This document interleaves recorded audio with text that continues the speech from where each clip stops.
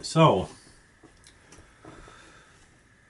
the following ideas are not my original ideas. There's an ideas that other people have written about or that have kind of been discussed, maybe been thought about a lot in private, or that haven't really been spoken too much of for fear of ridicule or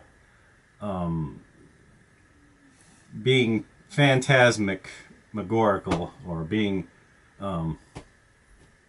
too woo. The idea is that,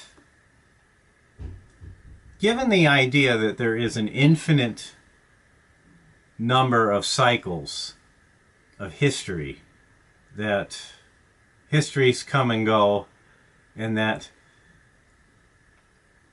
whatever is possible with given the current known laws of nature, chemical laws, physical laws, the principles that the regular happenings, occurrences in the natural world, whatever is possible can happen eventually.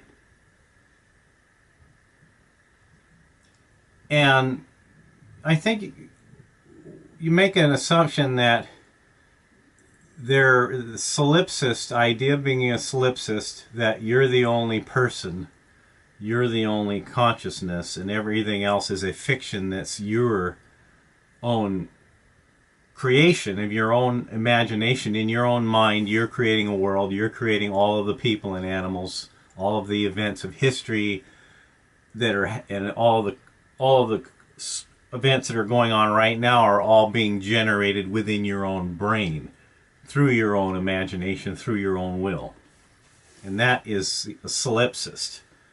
A very extreme form of solipsism, which is false. And that reality is not an illusion. It's very real, independent of there being anyone there. There is still physical matter. If there were no humans or no animals or no other forms of consciousness in the universe, there would still be a universe. Except there wouldn't be any, it wouldn't have any qualities. It would have quantities but no qualities. As Houston Smith would put it, he put it that way. Where I'm trying to go with this is that your consciousness will eventually be me, and I'll eventually be you. And every person that has ever existed, you will eventually cycle into and live out that person's life.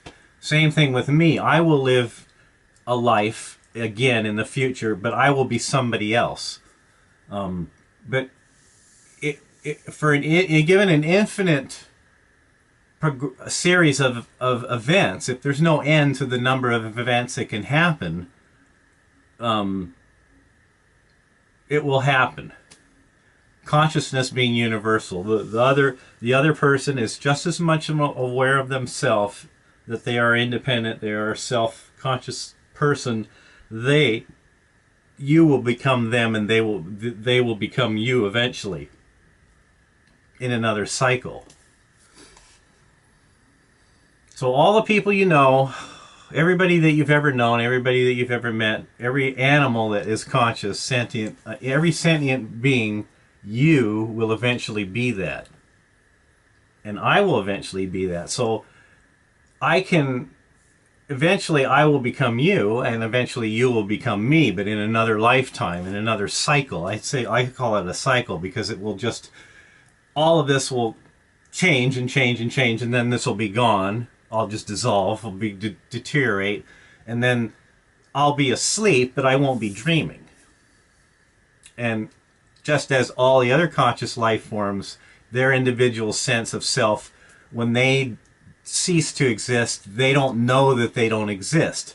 They'll only know when they come into existence again, then they'll know they exist. But there won't be any crossover between the knowing that they were before and knowing that they are now. If you understand, because our own consciousness is just our brain, and our brain is a mechanism. It's a mechanical, it's machine. It's the deterministic series of events that causes us to be, and that given there is potentially infinity, if there is infinity, then that could bring about a recycling. Physically, the laws of physics as they are, exactly as they are now, could recycle in the future, in another future. So I will be you, and you will be me in another time. And I will be everyone else that ever was, and animals that are conscious, self-conscious, and those self-conscious other beings that will eventually recycle into me. So whomever, all the people you meet, whenever you meet someone or you know someone, they'll just remember that eventually you will be that other person.